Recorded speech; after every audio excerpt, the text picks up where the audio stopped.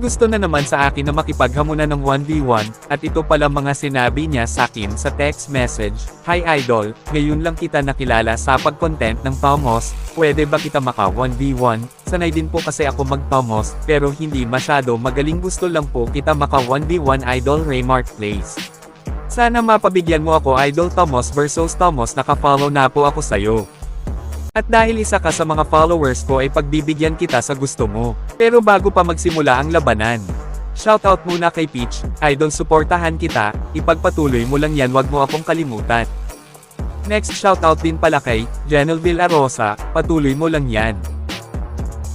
Last shoutout, Josh Tampol, Spiderman, tiwala ka lang sa sarili mo, pagpatuloy mo lang yan kahit mahirap, laban lang. Salamat sa pagtitiwala nyo sa akin kahit maliit lang na bagay, at huwag kayo mag-alala, ipagpatuloy ko pa rin ta. Sana suportahan nyo pa din ako hanggang dulo.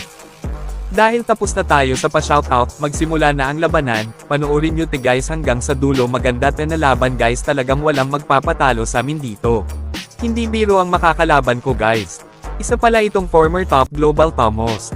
Meron naman itong 2K matches at 53% win rate, kaya pala excited na makipag 1v1 sa akin. Tingnan lang natin kung may ibubuga ba sa akin ang top global Tomos na to. Siguro papahirapan na naman tayo sa early game ng top global Tomos na to.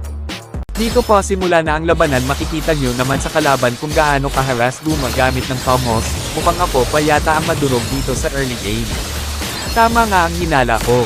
Ito ang gusto kong kalaban, talagang makukunat kahit early game pa lang sobrang lakas, ganito pala kalakas ang isang former top global Tomos. Wala na nga akong magawa dito, grabe ang lakas, ganyan pala ang sasapitin natin pag top global Tomos kalaban.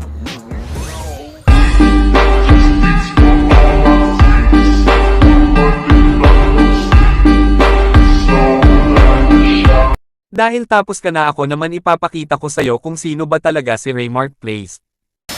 Dahil naka-item na ako ito mapapala mo sa akin, wala akong pakialam kahit top global Tomos ka, marami na akong binurog ng mga top global dito sa TikTok. Dito medyo dikit lang yung laban namin, pero ako pa rin ang nagwagi dito.